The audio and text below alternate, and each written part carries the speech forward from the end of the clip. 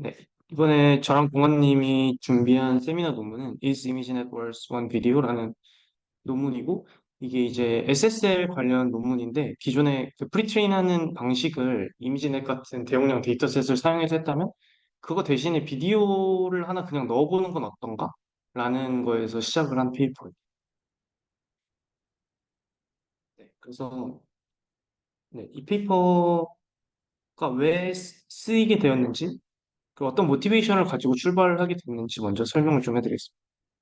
그 이제 다들 잘 아시다시피 딥러닝이나 머신러닝에서 가장 기본적으로 우리가 사용한 데이터셋은 그 정답이 있는, 그러니까 라벨이 있는 데이터셋입니다. 근데 이제 일반적으로 그 데이터셋 같은 경우에 라벨이 없는 데이터셋을 더 구하기가 쉽겠죠. 예를 들어서 그냥 사진 카메라를 들고 아무 데나 찍으면 그게 언라벨드 데이터셋이고 뭐 이런 식으로 라벨드 데이터셋에 비해 언라벨드 데이터셋이 훨씬 구하기 쉽기 때문에 SSL이 좀 곽강을 받기 시작을 했고요. 그리고 또 그 지금까지 딥러닝이 발전하면서 아주 잘 알려진 사실 중에 하나가 그 모델이 클수록 모델 성능이 뛰어나다라는 것이 잘 알려져 있습니다. 그래서 이제 이 두 가지를 종합해서 생각을 해보면은 그 SSL 모델, 그러니까 얼라빌리 데이터를 이용해서 학습을 하는 모델이 그 엄청 큰 경우에 그만큼 필요한 데이터셋도 엄청 많아질 텐데 그럴 때 굉장히 코스트가 크기 때문에 이걸 좀 어떻게 해결할 수 없을까 하는 생각을 저자들은 했다고 합니다. 이제 여기 보이는 사진이 인간의 그 비주얼 시스템에 관한 건데요. 뭐 사실 사진이 큰 의미가 있는 건 아니고, 근데 이제 저희가 생각을 해보면은 어린아이가 세상에 처음 나오게 돼서 뭔가 학습을, 뭔가 그 배우게 될 때, 그 보통 연속된 그 어떤 영상을 봅니다. 그러니까 실제 눈으로 뭔가 실제 일어난 일들을 보고 뭔가를 배우지, 그 연속되지 않은 이미지들을 한 장씩 넘겨가면서 자 이거는 뭐야 이거는 뭐야 하면서 배우지는 않습니다. 이거는 상당히 시간에도 어긋나죠. 그래서 그리고 인공지능이 기본적으로 인간의 뇌 구조를 모방한 것이기 때문에 그 어떻게 우리가 인간이 실제로 학습을 하듯이 어떤 컨티니어스 스트림의 어떤 비주얼 서라운딩을 주면 어떨까? 그럼 그것이 결국 딥러닝에서는 한개 언라벨드 비디오가 아닐까? 해서 이걸로 학습을 해보자라는 관점을 제시를 하게 됩니다. 그리고 이거는 실제로 그 뭐 인공지능 학회가 아닌 다른 신경 학회들에서 그 연속적인 어떤 영상으로 보는 것이 비주얼 시스템에 더 도움이 된다라는 결과도 있다고 합니다. 네, 그래서 이런 의문에서 이 페이퍼가 시작을 하게 되는데요. 그 이미지넷과 같은 물론 이미지넷은 이제 라벨이 있지만 그걸 떼고 사용을 하겠죠. 이미 그 언러벨드 라지 데이터셋으로 프리트레인을 하는 게 이게 베스트 어프로치인가 이거에 대한 물음에서 시작을 하게 됩니다. 그리고 이 논문은 되게 도발적으로 그게 아니다라는 것을 말하고 있습니다. 네, 이제 이 위에 보이시는 사진이 이미지넷이고 이미지넷은 다들 유명해서 너무 잘 아실 거고 이제 아래 보이는 사진이 그 이 논문에서 사용하는 데이터셋인데요.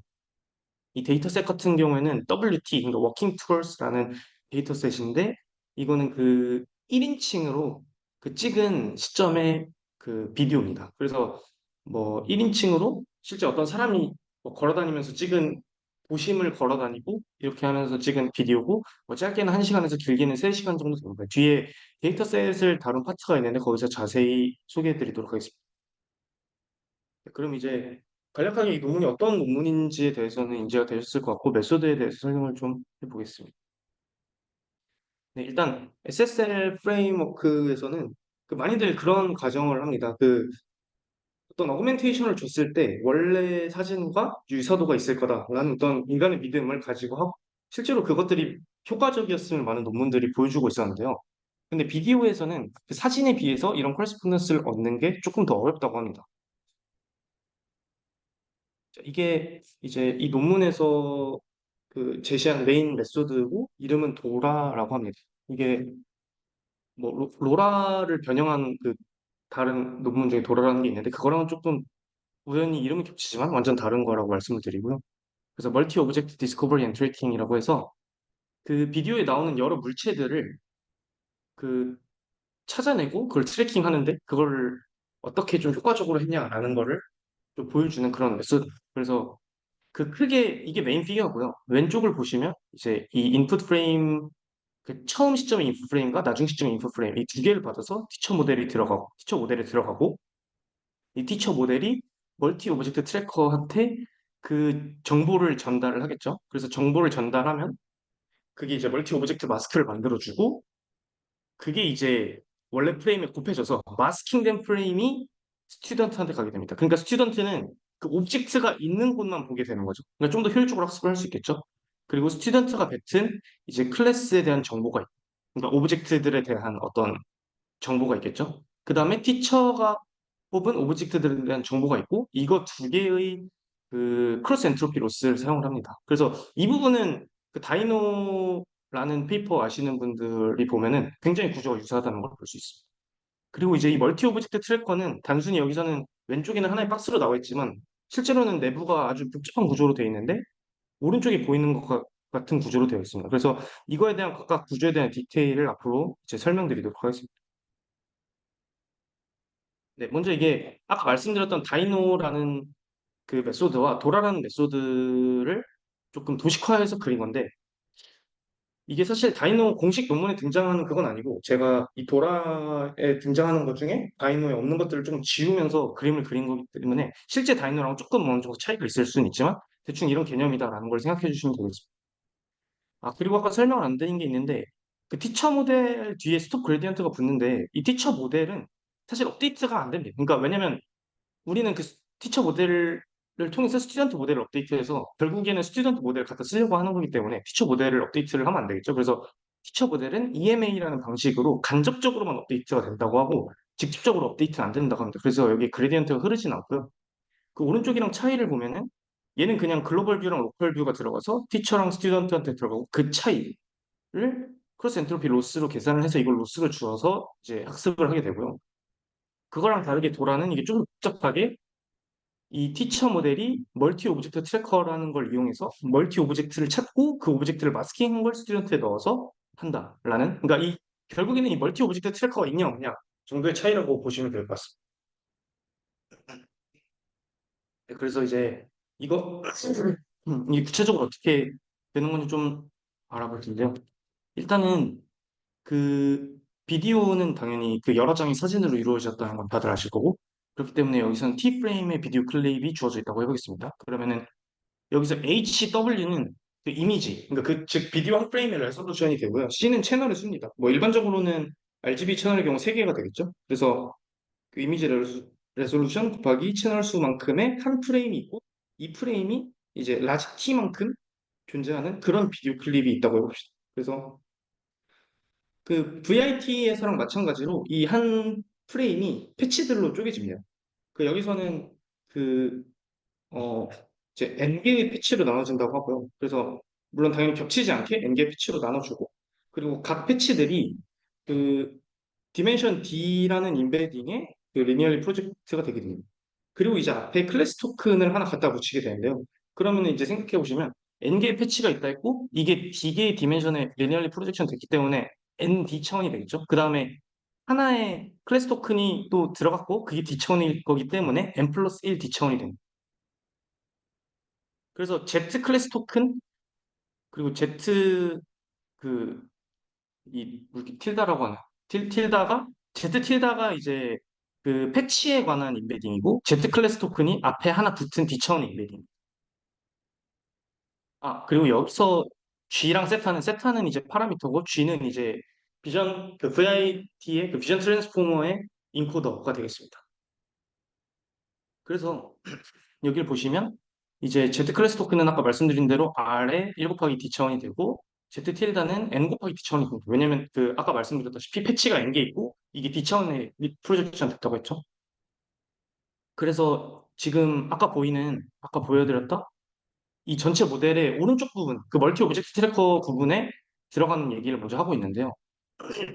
아까 본 그림이랑 똑같죠? 그중에 제가 빨간색 네모 쳐준 부분에 대한 얘기를 이 그 슬라이드에서 하고 있습니다. 그래서 그 보시면 티처 그 모델에 그 마지막에서 두 번째 레이어가 일단 들어가게 되는데 이게 마지막 레이어가 들어가지 않는 이유는 그 간단합니다. 그 마지막 레이어는 너무 그 일반적이지 않은 정보를 담고 있어요. 그러니까 그 답을 내기 위한 그 거의 확률 분포에 가까운 정보이기 때문에 마지막에서 두 번째 레이어를 쓰는 게 좀 더 일반적이고 많은 정보를 담고 있다고 해서 이 두 번째 레이어를 갖다 쓰고 이걸 리니어 프로젝션 해서 이제 그 쿼리 키 임베딩이 있을 거고 여기서 보면 이제 H가 헤드입니다. 그래서 헤드 개수만큼 나눠준 그 쿼리랑 키를 가지고 이제 여기 모델에 이렇게 들어가게 돼요.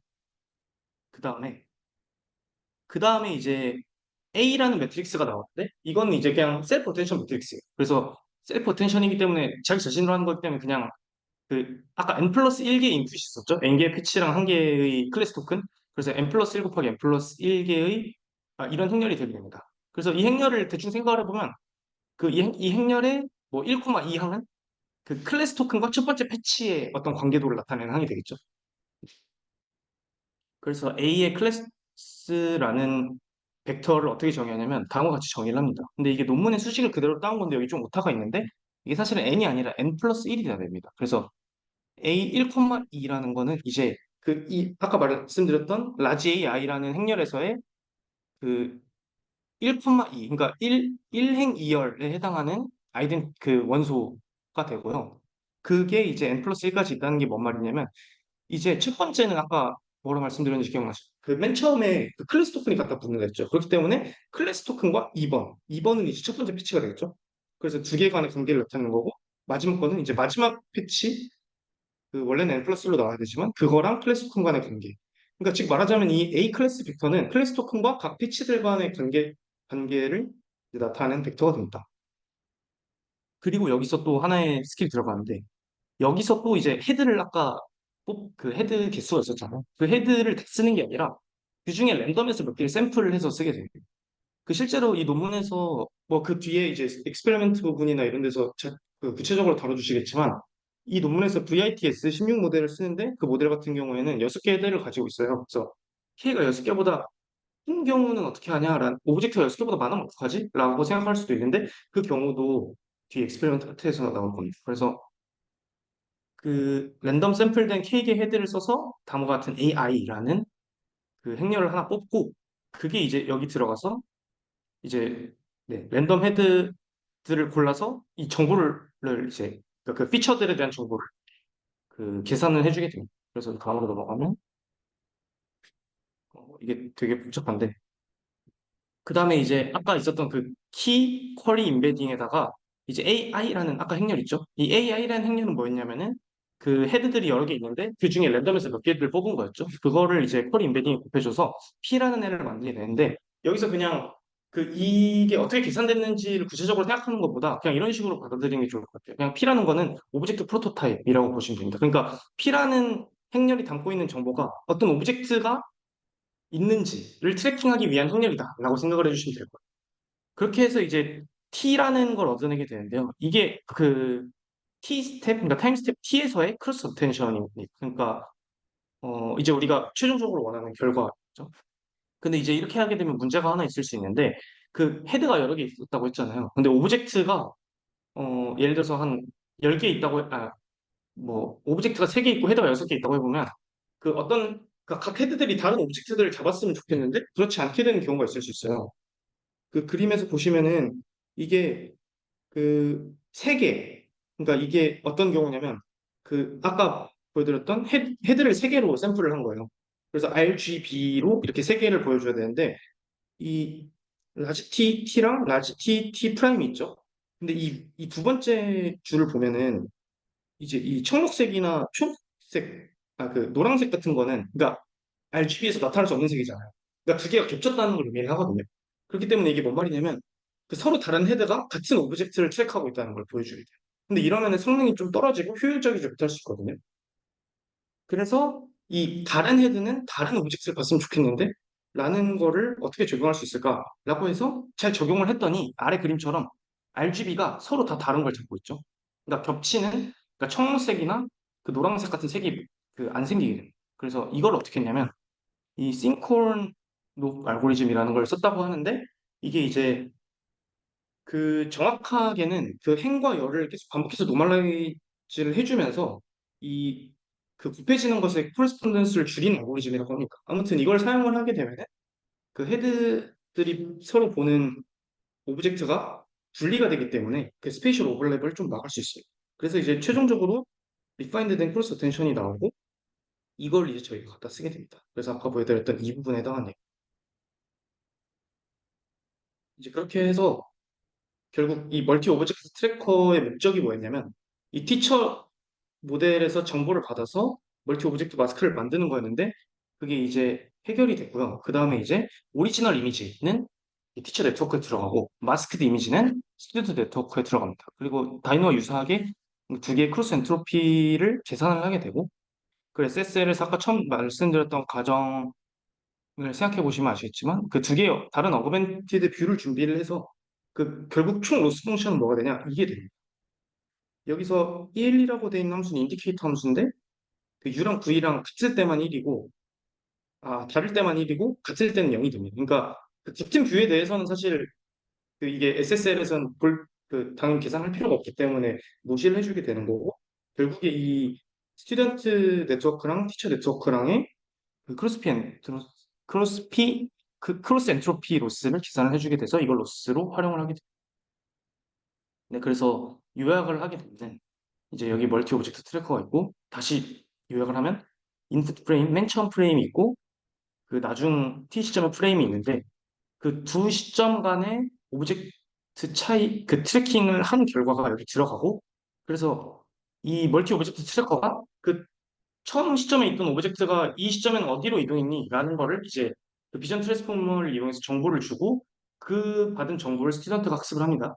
그리고 그 스튜던트가 학습한 것과 티처 모델이 내뱉는 그 클래스에 대한 정보, 그러니까 오브젝트에 대한 정보겠죠? 이거 두 개의 차이를 로스로 활용을 해서 그 전체적으로 이 학습이 이루어지게 되는 거죠.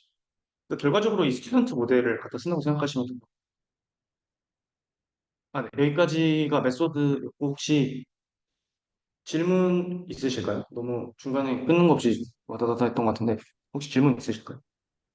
지금 마크드 프레임이, 잠시만요. 어, 소리가 작아가지고. 네네, 말씀해 주시겠어요? 네, 지금 마스크드 프레임이 한 장이 아닌 것 같은데, 네. 그, 배치로 들어가는 건가요? 그러면 이제, 프로스트 엔트로피 로스를 계산할 때, 인풋 프레임 이미지랑 인풋 프레임으로 만들어진 티처의 아웃풋은 하나인데, 그 마스크드 프레임은 이제 여러 해외 오브젝트들을 한 장씩 하는 것 같은데, 그러면은 이제, 그 크로스 엔트로피 로스를 할 때 어떤 식으로 되는 건지 좀 궁금합니다. 이게 마스크드 프레임이 이게 각 오브젝트를 가린 상태로 이제 각 아, 오브젝트마다 이제 한 장씩 들어가는 건지 아니면 다른 방식으로 하는 건지 좀 자세히 알려주시면 감사하겠습니다. 네네. 죄송한데 잘 안 들리는, 왠지 모르겠는데 잘 안 들리거든요. 그래서 아, 그, 네, 그럼 지금 잘 들리나요? 잠시만요. 도대체 어떡하지? 아, 지금 한번 다시 말씀해 주시겠어요? 인터넷이 잘 안 되는 것 같기도 한데요. 지금은 아, 잘 들리나요? 아.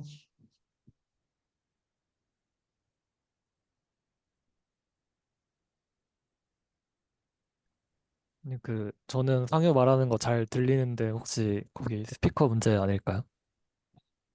혹시 네, 여기서 잘 안 들려가지고. 아, 네, 그러면은 채팅으로 질문 드릴게요. 네, 감사합니다. 죄송합니다. 네.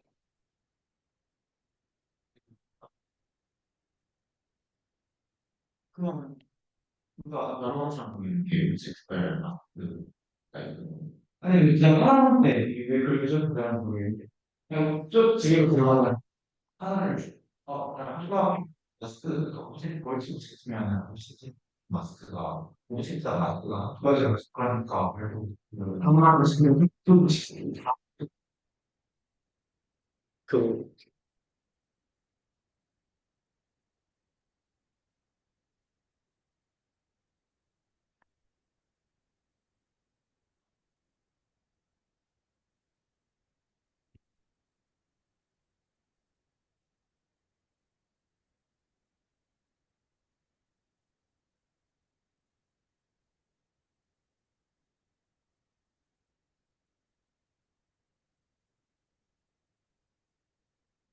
그 혹시 제가 이해한 게 맞다면 그 이 멀티 오브젝트 마스크가 있으면 이게 오브젝트가 예를 들어서 세 개가 있으면은 이 그림처럼 마스크가 세 개가 주어질 건데 그러면은 그때의 이 Z랑 이 Z랑 어떻게 계산하냐라는 걸 여쭤보신 게 맞을까요? 아, 네네네.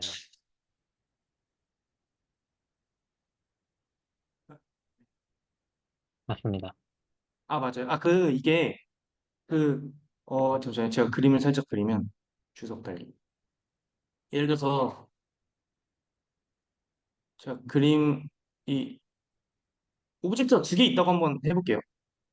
오브젝트가 두 개 있어서 예를 들어서 이 부분에서는 여기 오브젝트가 있다고 했고 이 부분에서는 여기 오브젝트가 있다고 한번 해볼게요. 그러면은 대충 마스크가 어떻게 물론 이렇게 극단적으로 되지는 않을 거지만 이 부분에 1이 되고 나머지가 좀 뭐 작은 값들로 이렇게 되고 그리고 여기가 1이 되고 또 나머지가 작은 값들로 되고 근데 이거랑 원본 이미지를 곱하면은 그러니까 이 두 개를 동시에 쓰는 게 아니라 이것들이 다 원본 이미지에 그 하다마드 프로덕트로 곱해져서 여기랑 여기만 살아남은 한 장의 이미지가 돼요.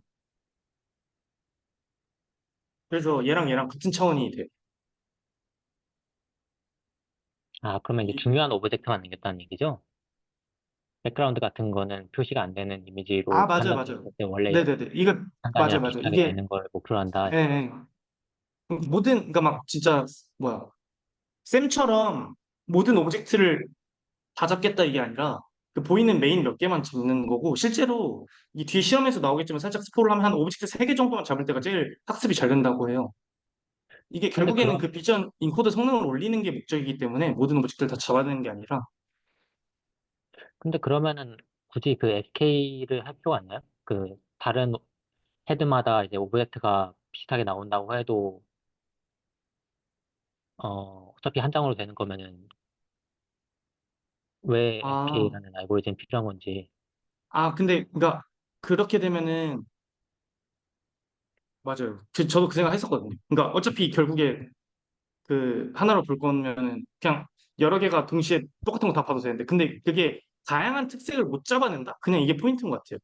그러니까 이게 어쨌거나 그 이거의 그 원래 목적을 잘 생각을 해보시면 이게 오브젝트를 잘 잡아내는 게 목적은 아니거든요, 사실. 그러니까 물론 오브젝트 잘 잡아내면 좋은데 결국에는 이런 비주얼 리프레젠테이션을 배워서 그 성능을 올리는 건데 그러면 다른 헤드가 다른 걸 잡아내면은 당연히 비주얼 리프레젠테이션이 올라가겠죠. 그래서 그런 느낌으로 생각을 해주시면 좋을 것 같습니다. 알겠습니다. 결국에는 이 스튜던트가 그 MA 같은 그런 마스크드 인코더로 접근을 하기 때문에 인풋이 마스크드 프레임이 된다라고 저는 이해를 일단 했는데 혹시 이게 맞을까요? 저도 이게 띄엄띄엄 드시다가 일로 그 열로 소환하겠습니다. 아, 감사합니다. 열로. 이게 아니야, 이게 진짜 순서대로 안 들려가지고. 맞아. 아, 저도 그래요. 이거 누나 한 번만 다시 얘기해 줄 수 있나요? 진짜 못 들어서. 여기 스피커가 좀 이상한 것 아, 같아요. 네. 아, 그, 그냥, 내가 준우가 말하는 게 나도 잘 안 들려가지고, 제가 좀 잘못 이해한 걸 수도 있는데, 그냥 제가 들었던 얘기는, 이제, 그 스튜던트랑 티처 모델 자체가 약간 마스크드 인코더와 같은 좀 그런 프레임워크를 쓰고 있어서, 마스크드 프레임이 들어오더라도, 실제로 인퍼런스 할 때는 리얼 이미지가 들어오게 될 텐데, 그래도 상관이 없어진다. 약간 이런 의미로 받아들였는데, 아, 혹시 그게 이해한 게 맞을까요? 그러니까 그게 얘네들이 쓰는 프레임워크가 사실 마스크도 오프트 인코더랑 똑같거든요. 그러니까 멀티 오브젝트 체커라고 생각을 하지 말고 그냥 이게 멀티 마스크 셀렉터라고 생각을 하면은 그러니까 마스크를 그냥 그 클래스 토큰만 가지고 좀 중요해 보이는 마스크를 몇 개 생성하는 알고리즘으로도 볼 수가 있는 거거든요. 근데 만약에 그냥 이 알고리즘을 딥러닝 기반으로 하냐, 그냥 랜덤하게 셀렉션 하냐, 사실 그 차이인 거고. 그래서 그러니까 실제로 얘들은 그냥 마스크만 가지고 원래 프레임을 복원하는 그런 방법론이에요. 그래서 그래서 아마 걔네들이 얘기하는 뭐 세그멘테이션이나 이런 태스크가 좋은 게 혹시 MA 비슷해서 MA가 이게 성능이 잘 나오나? 그게 궁금해서 찾아봤는데 얘도 오픈 리뷰에서 그 얘기를 이미 했더라고요. 마스크도 오토 인코더랑 비슷하게 성능이 잘 나온다. 그래서 그러니까 제가 아까 상무님만 아까 얘기했던 거는 얘들이 사실 마스크도 오토인코더 프레임워크를 그냥 그대로 따라간 거고 그래가지고 그리고 인풋 프레임 XT를 바꾼 것도 그러니까 제가 느끼기엔 XT 대신 XT 제로에서 살짝 트랜슬레이션을 걸어도 비슷한 효과가 나올 것 같거든요. 그렇게 해서 성능을 그냥 좋게 뽑은 것 같은데 그냥 그 얘기를 안 해서 좀 많이 아쉽다는 말을 하고 싶었습니다. 근데 그 얘는 복원하는 건 아니잖아요. 아 근데 이게 결국에는 원래 이미지 프레임 그대로 해서 Z 클래스 토큰 뽑잖아요. 네. 클래스 토큰과 똑같이 아, 만들고 쓰거든요. 그래서 사실 마스크도 거든요. 그렇게 생각할 수 있구나. 네, 그래서 그러니까 완전히 그 픽셀 단위까지 복원을 하냐? 아니면 이 피처 네, 스페이스 네, 단위까지 복원을 하냐? 그 복원하냐 딱 차이. 그 차이인데, 네? 그러니까 근데 제가 봤을 때는 이 피처 스페이스 단위까지 복원을 했을 때 리프레젠테이션이 충분히 좋아진다라고. 근데 아마 마스크도 오토인코드도 비슷하게 아마 할 걸요. 음, 제가 페이퍼 읽은 지 돼가지고 기억이 안 나는데, 저도 이긴 근데 근데 딴 거 모르겠는데 그 레퍼런스도 안 단 거는 다 알고 그렇게 한 것 같아가지고, 약간 살짝 도의적인 부분에 네 이게 많이 잘못한 것 같아요. 아쉽네. 그렇군요. 저 방금 준우가 하는 말 약간 못 들었는데 이게 왜 복원하는 거라고 했죠? 그러니까 이게 왜 그러냐면 그 티처 모델은 전체를 다 보는 거잖아요. 티처 모델은 네. 전체를 다 클래스 토큰을 뽑은 거고 이 스튜던트 모델은 마스크드 된 애만 보고 그 클래스 토큰을 뽑은 건데 얘네 두 개가 같아지게끔 하는 거잖아요. 그러니까 근데 물론 네. 이거는 피처 스페이스고 마스크드 오프닝 코더에서는 그 픽셀 단위로 같아지게 하는 거고 얘는 그 피처 스페이스 단위로 같아지게 하는 거기 때문에 그렇다. 이게 결국 리컨스트럭트 하는 거랑 비슷하다라고. 네, 근데 뭐 그 부분은 맞는 것 같습니다.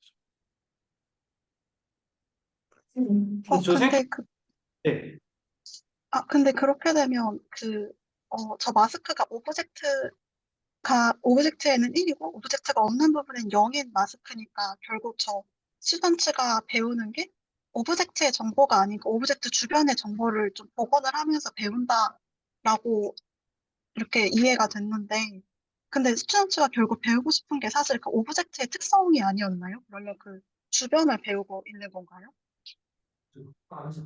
예, 원래 죄송한데 잘 안 들려가지고.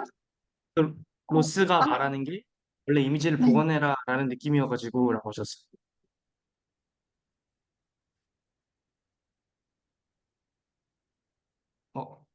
들리시나요? 어, 네네. 그러니까 로스가 하는 게 원래 이미지를 복원을 하는 건데, 근데 이제 그 마스크드 부분으로 가려져 있는 부분이 이제 어떤 오브젝트가 아니라 오브젝트 주변의 부분이니까 결국에 스튜던트는 오브젝트 주변의 부분들을 복원을 하면서 저 클래스 토큰을 배우게 될 것 같은데, 그럼 스튜던트가 배우고 싶은 게 지금 오브젝트의 특성을 잘 나타내는 레이턴트가 아니라 오브젝트 주변의 특성들을 잘 파악하는 것에 초점이 되어 있는 건가요?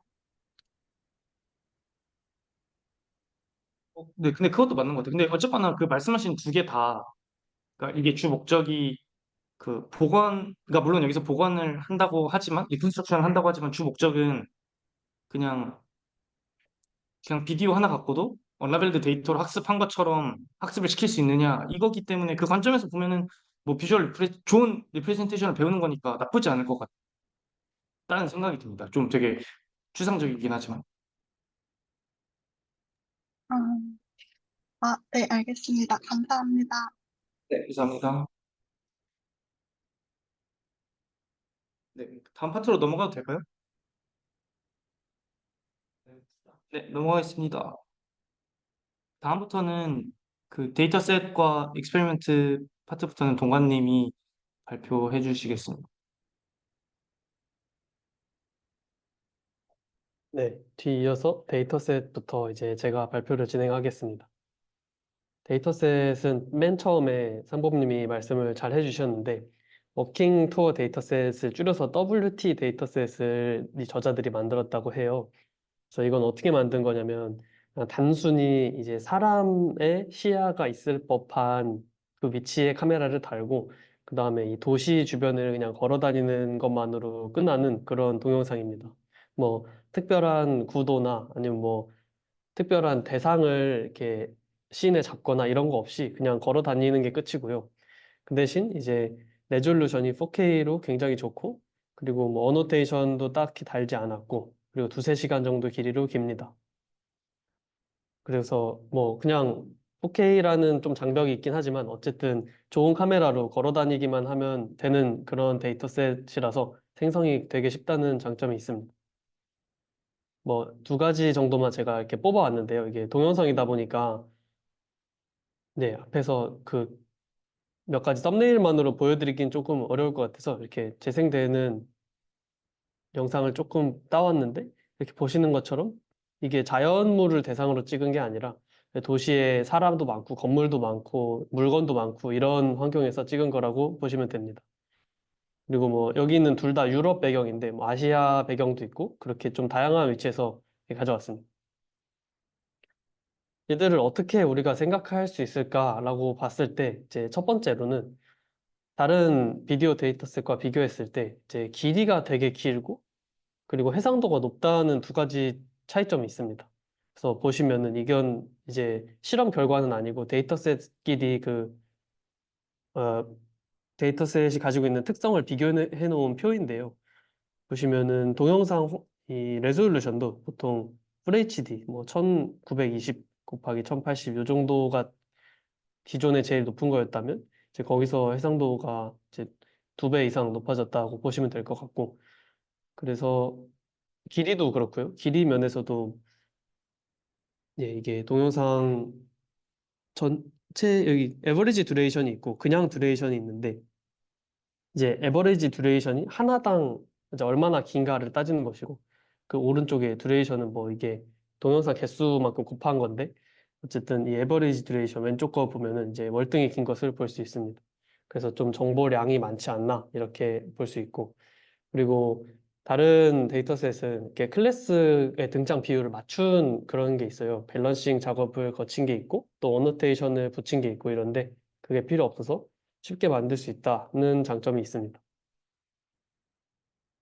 그래서 이제 요거를 조금 더 이 비디오 데이터셋의 특성을 좀 분석을 한다 해서 분석이 되어 있는데 이게 어떤 내용이냐면 뭐 조도, 라이팅이 어떻게 변하냐 그리고 이 뷰 트랜지션이 어떻게 변하냐 그리고 오그멘테이션이 어떻게 되어 있냐 뭐 이런 내용들인데 사실 라이팅이 표로 이렇게 되어 있긴 한데 뭐 여기서 특별한 정보를 찾기는 어려웠고요. 뷰 트랜지션 같은 경우에는 네, 이 영화나 뭐 이렇게 인간이 임의적으로 만든 데이터셋을 보면 장면이 한 번마다 이렇게 확확 넘어가는 타이밍이 있잖아요. 좀 그게 없다는 게 주요한 차이점 같아요. 아무래도 그냥 걸으면서 계속 찍은 거다 보니까 이게 자연스럽게 넘어가거든요. 모든 장면이. 그래서 그 점이 이제 휴먼 뷰와 좀 비슷하다 이런 점이 있고 그리고 뭐 오브젝트 개수가 많다, 오브젝트 클래스가 많다, 뭐 이렇게 좀 다이버스 돼 있다는 점이 있습니다. 그리고 추가적으로 이게 또 읽다 보니까 재밌는 게 이 저자들이 직접 찍은 게 아니라 유튜브에서 가져왔다고 하더라고요. 그래서 그 점에서도 좀 더 만들기 쉽지 않나. 왜냐면 이제 저희가 직접 찍지 않더라도 유튜브 찾아서 만들 수 있다는 거잖아요. 그래서 그 점이 좀 재밌었고. 그런데 또 우려되는 점은 뭐 저작권이나 초상권 이런 거 걸리지 않을까 이런 생각도 해봤습니다. 실험으로 넘어가서 이제 데이터셋이 만들기 쉽다는 것도 알겠어요. 그리고 뭐 기존에 이미지넷으로 학습을 하려 하면은 뭐 이미지를 어떻게 학습하냐는 방법은 정립이 많이 되어 있죠. 그래서 이미지넷을 학습하는 거는 뭐 여러 가지 다이노처럼 기존의 방식을 쓰면 되는데 이제 동영상 어노테이션이 없는 동영상을 어떻게 활용할까 하고 생각해낸 게 이 도라 메소드잖아요.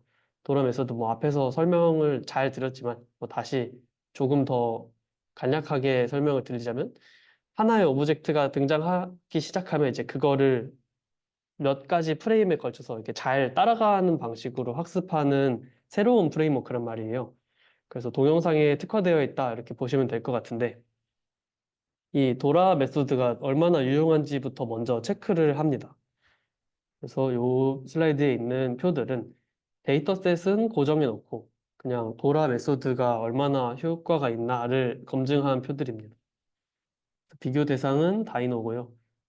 이 첫 번째를 보시면은 메소드 순서가 다이노, 도라, 다이노, 도라 이렇게 정해진 데이터셋마다 성능을 비교한 걸 볼 수 있는데 네, 여기서 리니어 프로빙 어큐러시 같은 경우에도 도라가 다 높게 나오고 있고, 그리고 이 로컬라이제이션 파스칼이라는 요 점수가 있는데 그 로컬라이제이션 점수도 다 높게 나오고 있어서 동영상 데이터셋에 한해서는 기존의 이미지 방식을 활용하는 그런 전통적인 방식보다는 이제 움직이는 물체를 트래킹하는 새로운 도라의 방식이 더 유용하다 이렇게 결론을 내릴 수 있을 것 같습니다.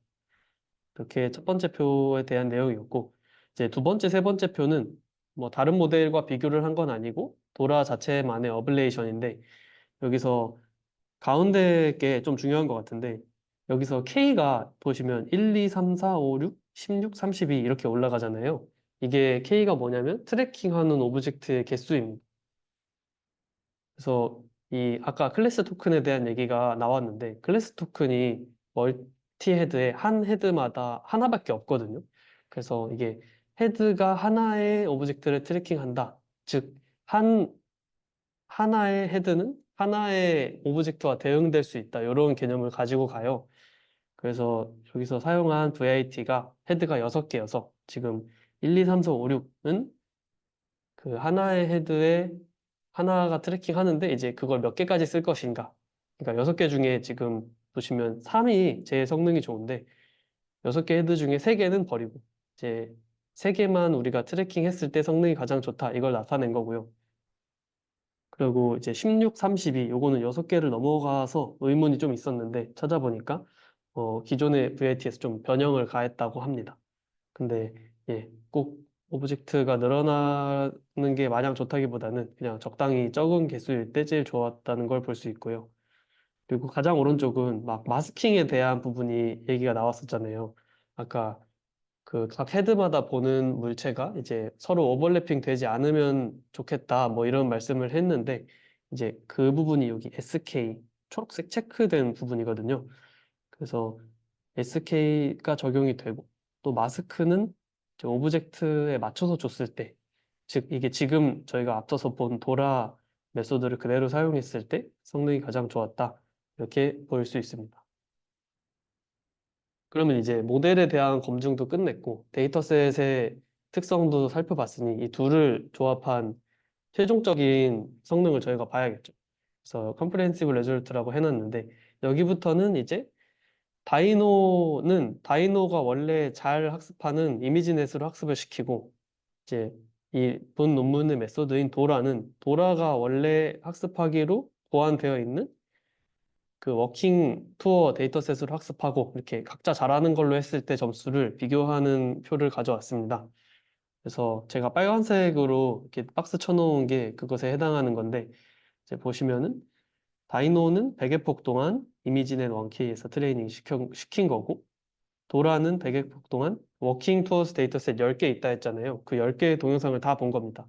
그랬을 때의 이제 첫 번째는 세그멘테이션 점수고 두 번째는 오브젝트 디텍션 점수고 마지막은 또 다른 종류의 인스턴스 세그멘테이션 종류인데 거의 대부분 모든 경우네요. 모든 경우에 도라가 더 높은 점수를 보였습니다. 그리고 그 다음에는 비디오 태스크인데요. 그러니까 앞에가 세그멘테이션이랑 디텍션이면 이게 한 장의 이미지에 대해서 하는 태스크인데 이게 원래 약간 직관적으로는 다이노가 이미지에서 학습했으니 더 잘 되지 않을까? 이렇게 생각할 수 있는데 오히려 도라가 잘하는 모습을 볼 수 있었고 이제 요 태스크는 비디오에 대한 태스크를 가져와 봤어요. 이거는 이제 비디오 세그멘테이션 그리고 오브젝트 트래킹 이렇게 연속된 사진에 대해서 수행하는 그런 태스크에 대한 성능을 가져와 봤는데 이것도 빨간색 박스 친 건 똑같고요. 근데 보시면은 얘는 오히려 다이노가 좀 좋은 게 많습니다. 다 다이노가 좋네요. 그래서 이거는 저는 오히려 거꾸로 생각을 했거든요. 도라가 오브젝트 트래킹으로 비디오 데이터셋으로 트레이닝을 했으니까 당연히 오브젝트 트래킹만큼은 훨씬 잘하지 않을까 생각을 했는데 또 제 생각과는 반대되는 결과가 나와서 좀 신기했습니다. 비디오 테스크는 오히려 다이노가 더 잘하더라고요. 그래서 아마 오버피팅의 문제일 수도 있지 않을까 좀 그렇게 생각을 했습니다. 그래도 뭐 어쨌든 점수가 크게 차이 나는 건 아니기도 하고 이 무엇보다 데이터셋 모으는 그 공수의 차이가, 로드의 차이가 매우 크죠. 이제 도라에 사용한 이 WT 데이터셋은 그냥 이 무작위로 길거리에서 동영상 찍은 거다 보니까 뭐 그런 데이터셋의 효율성에 좀 더 큰 의미를 둘 수 있지 않을까 이렇게 생각을 했습니다. 네, 마지막 슬라이드인데요. 결론은 단순히 찍은 1시간 그냥 도시 돌아다니면서 찍은 동영상만으로도 비슷하거나 되게 그러니까 기존에 엄청 공들여서 모은 이미지넷으로 학습한 결과와 비슷하거나 혹은 더 나은 결과가 나올 수 있다라는 점에서 비디오 데이터셋의 그런 정보량을 앞으로 우리가 많은 곳에서 사용하고 싶다 이런 생각을 첫 번째로 들었고요. 네, 두 번째는 그래서 예, 어떻게 하다 보니 두 개 말을 한 번에 해버렸네요. 예.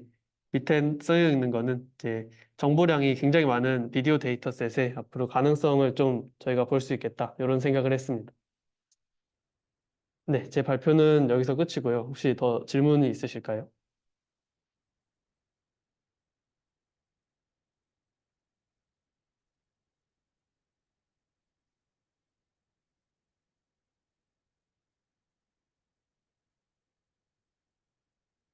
네, 질문 따로 없는 것 같아서 그럼 오늘 발표는 여기서 마치도록 하겠습니다. 감사합니다. 네, 감사합니다.